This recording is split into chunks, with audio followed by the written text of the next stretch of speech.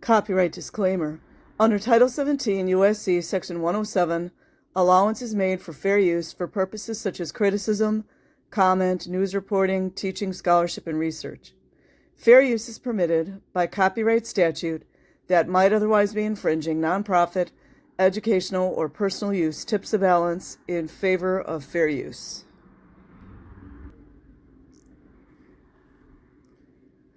Okay, this is from floodlit.org. David George McConkie was a Mormon bishop, approximately 2013 to 16. Stake president, 2016 to 21. And deputy district attorney in Colorado.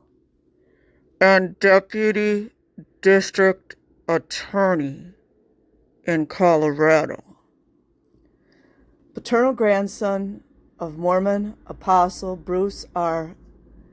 McConkie, arrested in 2023 and charged with felony sexual assault on a child by someone in a position of trust. Troll. Allegedly confessed child sexual assault to a Mormon church leader in 2008. In April 2025, proposed a plea deal to avoid prison. Update. May 8, 2025, on David McConkie, Mormon sex abuse case. McConkie accepts plea agreement, avoiding trial and likely staying out of prison. David McConkie was a Mormon bishop, approximately 2013 to 16. Why he's not doing prison time?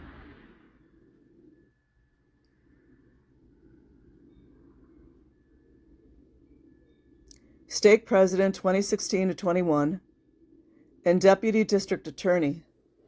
Don't you know the laws don't apply to some people in this world? In Colorado Springs, Colorado.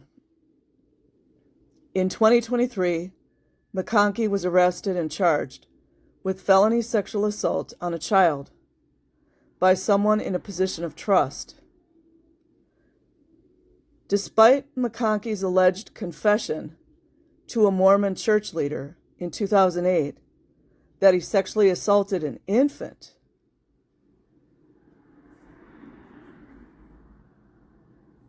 in 2004, the church made him a bishop and a stake president from about 2013 to 2021.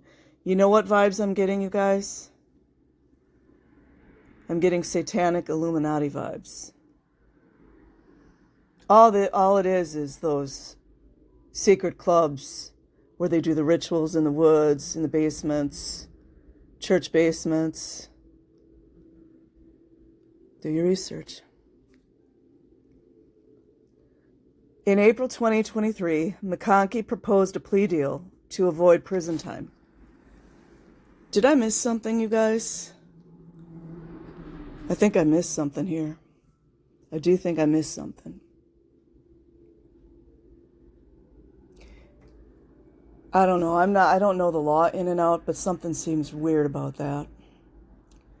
Floodlit has compiled a timeline of McConkie's criminal case based on obtained court documents, news reports, and conversations with people familiar with the case.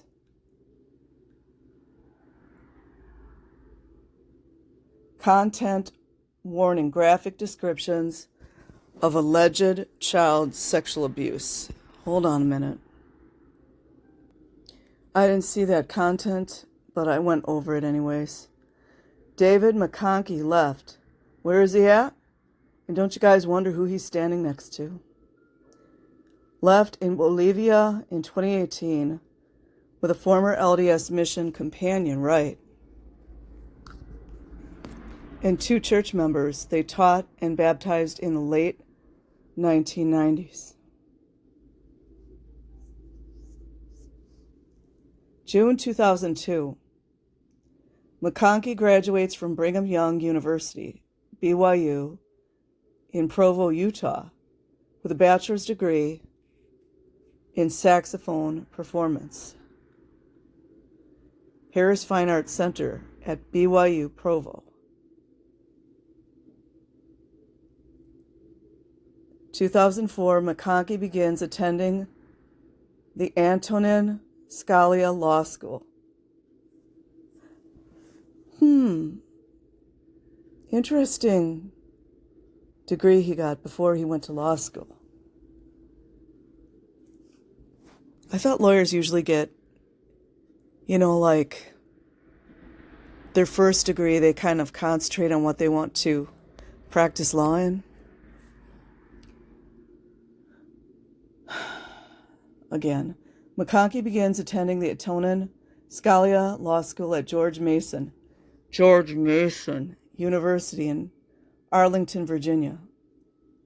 Charlotte Pseudonym is born.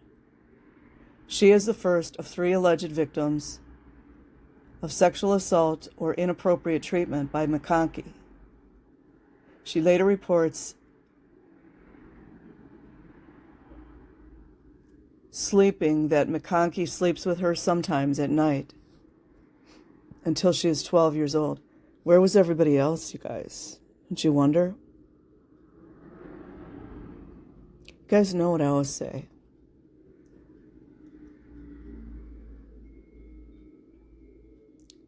Late 2004, McConkie, 27, allegedly sexually assaults 6-month-old Charlotte by rubbing his blank on her in a bathroom. Sometime after the incident, McConkie confesses to Charlotte's mother, Crystal Pseudonym, that he used Charlotte to, you guys can just be creative.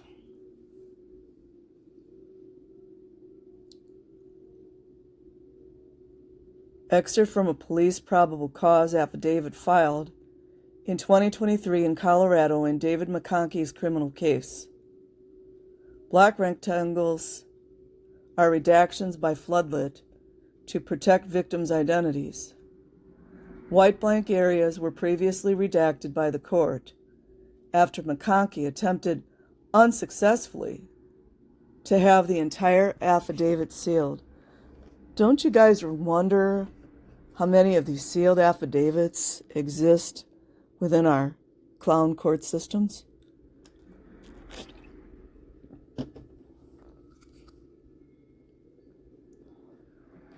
(2005 to 2006).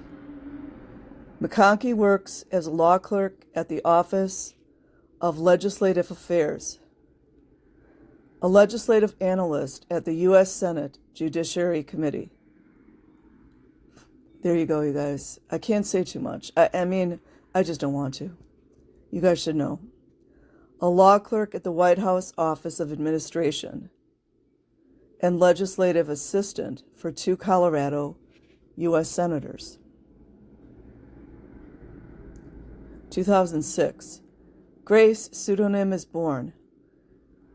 She is the second of 3 alleged victims of sexual assault or inappropriate treatment by McConkie. She later reports that McConkie sleeps with her sometimes at night until she is 11 years old. Where are the parents? U.S. Senate floor. Is that a circle, you guys? Doesn't that look like... It's not a complete circle, but... Is that the chamber? That looks like the chamber. 2007. McConkie graduates from law school with a Juris Doctor J.D. Law degree. 2008. McConkie moves to Colorado and is admitted to the Colorado Bar. Jerome Rendon, pseudonym, 48, has recently been assigned to a Mormon church leadership position in the Colorado Springs ward or stake where McConkie attends church. McConkie allegedly confesses to Rendon that he rubbed his blank on Charlotte in 2004. McConkie allegedly tells Rendon he does not know why he sexually assaulted Charlotte. McConkie says it only happened one time. McConkie also allegedly tells Rendon that he has confessed the abuse to another person. Rendon is shocked by McConkie's confession, but he does not ask many clarifying details about it. Imagine they're getting confessions from children in Scientology right now. I'm just saying, you guys. Note, Floodlit is not aware whether Rendon called the church's confidential abuse helpline. You guys know what they do with that, right? For leaders, or whether he reported to law enforcement. Excerpt from McConkie's arrest affidavit, page 2. Black rectangles are redactions by Floodlit to protect victims' identities. White blank areas were previously redacted by the court after McConkie attempted unsuccessfully to have the entire affidavit sealed. October 2008. McConkie begins working as a deputy district attorney for the 4th Judicial District of Colorado. He manages all aspects of heavy misdemeanor and felony caseloads. 2010. McConkie is a young men's president or a bishopric counselor assigned to work with the young men in his LDS ward, according to 2 people familiar with the case. Around this time, McConkie also works as a Boy Scout leader. And there you go, you guys. In the LDS ward. According to a person familiar with the case, McConkie is allegedly sometimes sleeping with Charlotte, age 6, or Grace, age 4. Don't you guys really wonder where their parents are right now? When McConkie sleeps with Grace, he snuggles her tight, wrapping his legs around her and spooning with her. McConkie is allegedly fixated on Grace and Charlotte's beauty and makes comments on what they eat and how they dress. McConkie is forceful with kissing and hugging, and sometimes enters a room where she and Charlotte are changing clothes and refuses to leave when they ask him to leave. Grace later reports she also sees McConkie randomly grab Charlotte's butt while Charlotte is changing clothes. 2023 arrest affidavit. Don't you wonder who this guy crossed?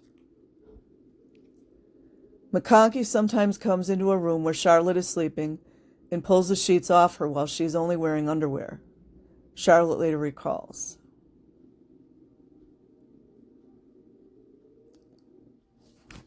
Hold on a minute. June 2011. McConkie leaves his job as deputy district attorney and begins working as a partner at the Torbett, Tuft, and McConkie law firm in Colorado Springs. 2013. 5 years after confessing to Rendon, wonder how many other girls he touched that we don't know about.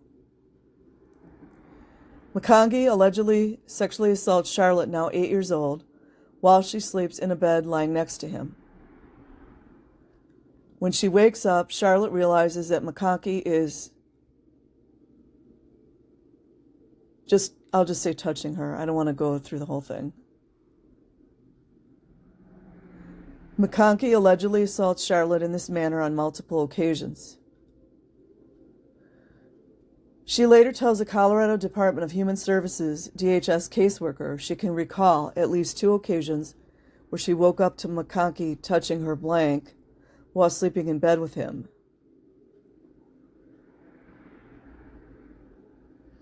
I'm not going to read the rest of that. The morning after the alleged sexual assault, Charlotte tells Grace about being touched by McConkie. 2013 or 2014. The Mormon Church makes McConkie a bishop. Isn't that great? You guys don't think the rest of them, a lot of them are doing this? Makes McConkie a bishop of his Colorado Springs ward for about 2 or 3 years, according to a person familiar with the case. This may be the Briargate ward based on the street address of a home McConkie owned and occupied during that time.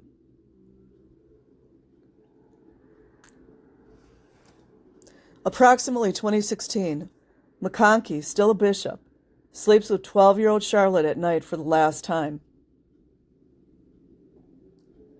December 2016, McConkie, 39, becomes president of the newly formed Colorado Springs East Stake. According to reports in the LDS-owned Church News, he is a bishop at the time he is assigned to his new position as stake president. It has been 8 years since he told a Mormon official, Rendon, that he blanked on a 6-month-old Charlotte.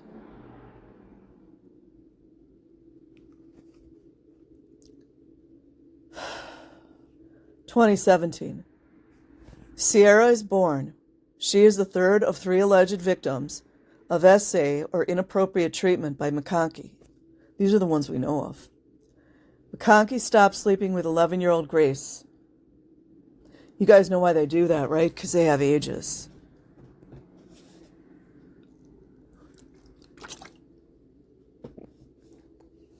November 2021. McConkie is released as stake president after less than 5 years in that position. He was probably getting them black PR, kind of like how Scientology is always black PR, black PR. I'm just saying. Stake presidents in the Mormon Church typically serve for about 9 years, see? Floodlit is seeking information about why McConkie was released from the stake president position. Notice no authorities were involved yet, though, were they? February 2023. McConkie is going through a divorce. He continues to work as a partner at Torbett, Tuft, and McConkie. Between February and July 2023, Charlotte's mother, Crystal, tells a therapist that Charlotte, now 18 or 19, recently told her that McConkie sexually assaulted her in 2013 when she was approximately 8 years old. The therapist reports to the Colorado Department of Human Services. Maybe more reports need to be done at the California Department of Human Services. Like they haven't, right? You guys know what a lot of the Child Protective Services are doing as well, right? July 24, 2023. A detective in the Crimes Against Children Unit of the Colorado Springs Police Department is assigned to investigate the allegations against McConkie.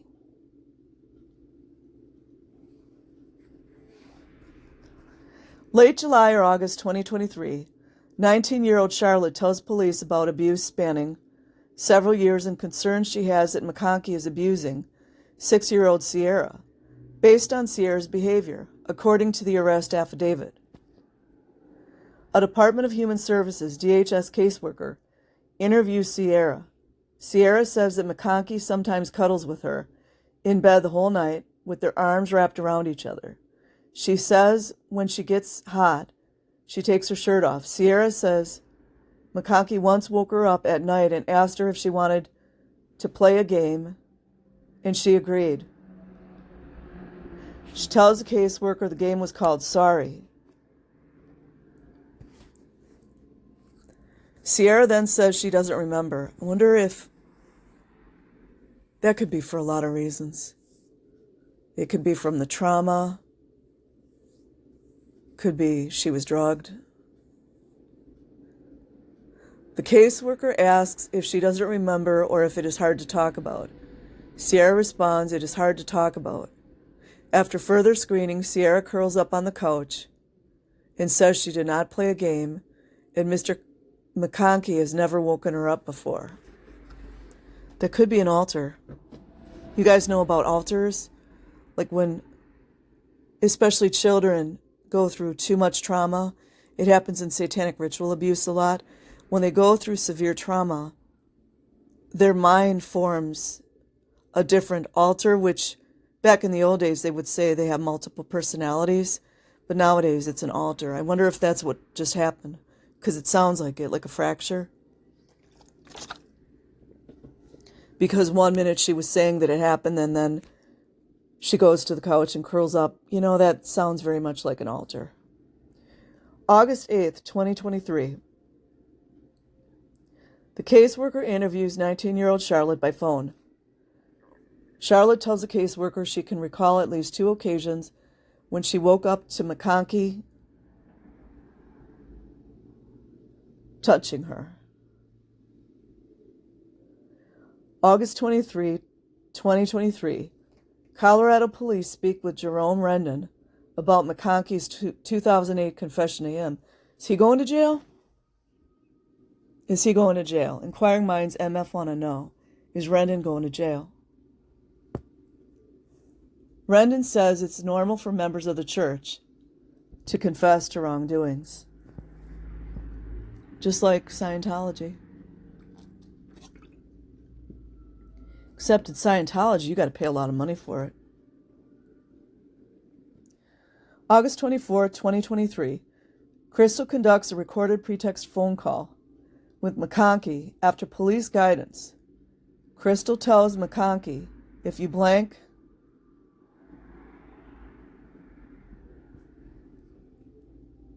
anyways, I don't want to say the whole thing. Thinking it was me, that is cause for concern. McConkie responds. So anyways, he basically, I don't want to read the whole thing, but he basically admits to it.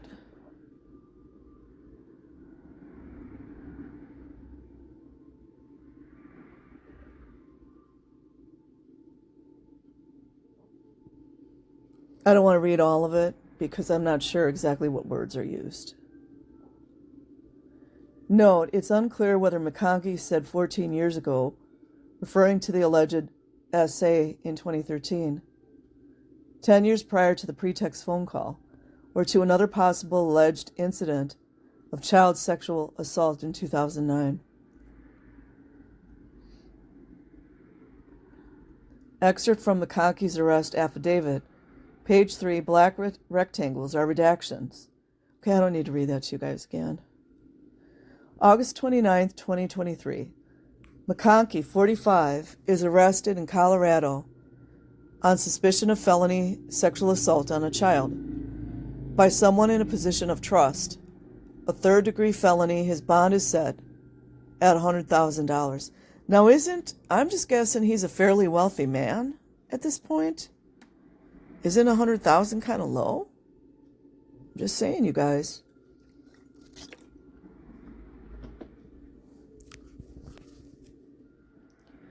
August 30th, 2023. Boy, just read right into my mind. McConkie posts bond, $100,000 cash, surety property bond, and is released. Wouldn't you guys like to know where this money goes? Just thought of that. September 15th, 2023. 2 Colorado mainstream news outlets published the first public reports of McConkie's arrest and charges. Floodlit publishes a case report on McConkie and begins to correspond with individuals who say they knew him. September 17, 2023. Members of the Explorer Park Ward in the Stake, of which McConkie was president from 2016 to 21, Colorado Springs East Stake, receive an email from the bishopric. It states, date Sunday, September 17th, 2023 at 17:47. 47. Subject, recent news item. Explorer Park Ward, sisters and brothers, you may have seen in the news that a member of our stake was arrested a couple of weeks ago. We don't have any additional details. You know, this is the cover-up part. It's my opinion. This may be a challenging situation for you for a variety of reasons. As you handle this information, we encourage you to follow the Savior's example by showing kindness. Right, like when you guys didn't do anything when he was essaying infants, right?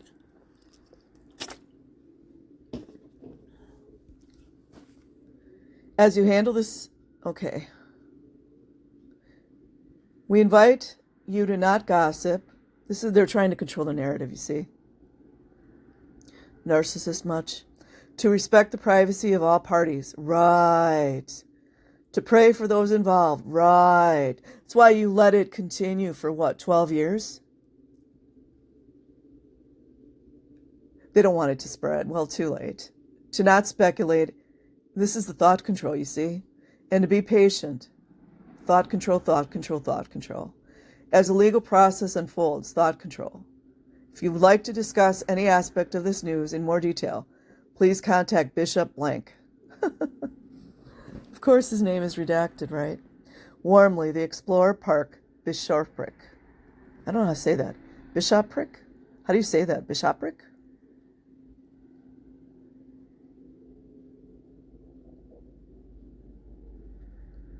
I'm going to skip reading that because I don't have my readers on. September 18th, 2023. Conkie appears at a court hearing.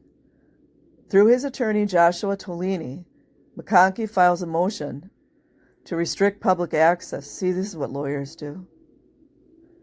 Access to the case and seal his arrest affidavit. He also requests a change to a protective order involving children. El Paso County Magistrate Hillary Gurney does not rule on any of the issues.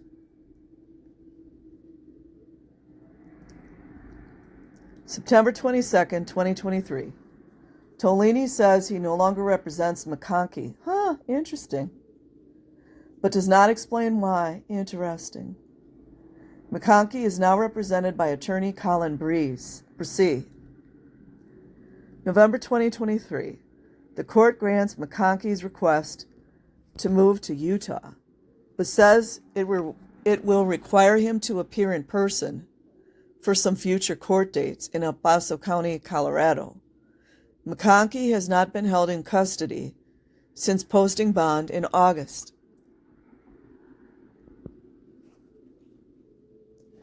February 2024.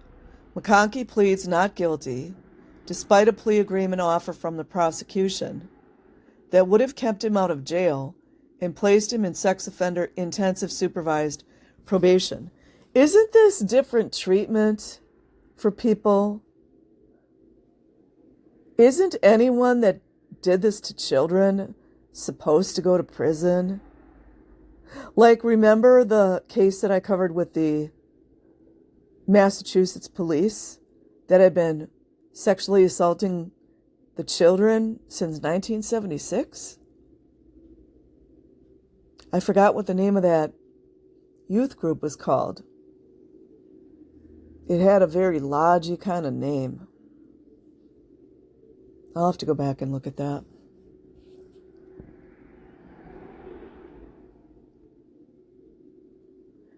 April 2024. Conkie's trial date is postponed from May 28th to August 26th. It is expected to last 2 weeks. Conkie remains out of custody and living in Utah. Between April and September 2024, the trial is postponed again and rescheduled for October 8th. September 2024, Conkie appears to court in person for the first time since his 2023 arrest. Conkie's trial date is postponed yet again, as attorneys request a massive continuance on both an upcoming motions hearing and the trial. The proposed delay is so long that Conkie is required to withdraw his not guilty plea.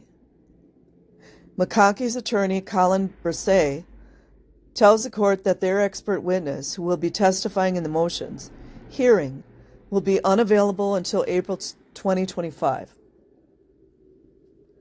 The court reschedules as follows: a 2-day motion hearing set for April 8th, 2025, a trial for June 9th, 2025. The contents of the motions are not discussed in court, but Bresset states to the court that the outcome of the motions hearing could result in a much longer trial. The June trial date falls outside of speedy trial, a defendant's right to a trial within 6 months of entering a plea. McConkie is scheduled to appear in court December 11th for a review hearing and again February 12th for an arraignment hearing, where he is expected to re-enter a not guilty plea. McConkie remains out of custody and living in Utah. Isn't that wonderful? April 4th, 2025.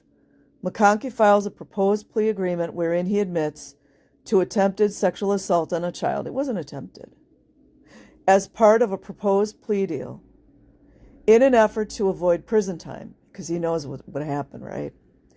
In the proposed agreement, McConkie agrees to plead guilty to 1 count of criminal attempt to commit sexual assault on a child, a lesser charge than what he originally faced. Interesting. McConkie admits to inappropriately touching a 10 to 11-year-old girl around 2014 in plea agreement, stating, "I could have removed my hand sooner," referring to the inappropriate touching. Like that's all he did, right? If a judge accepts the agreement, McConkie could serve 5 years of supervised probation. How is that, you guys?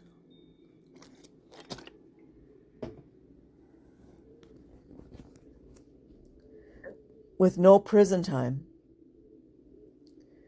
He also would be required to register as a sex offender, but can ask to remove his name from the sex offender registry. Did I miss something here, you guys? Once 10 years pass after completion of probation. If a judge denies the agreement, McConkie can go to trial. July 1st, 2025. As of April 19th, 2025, McConkie's sentencing is set for July 1st, according to court records. Biographical notes. David McConkie is the paternal grandson of Bruce McConkie, who was a Mormon apostle from 1972 to 1985. You guys wonder where he got this, I don't know what you want to call it. I wanted to say predilection. Never mind. I can't think of the word. Predilection?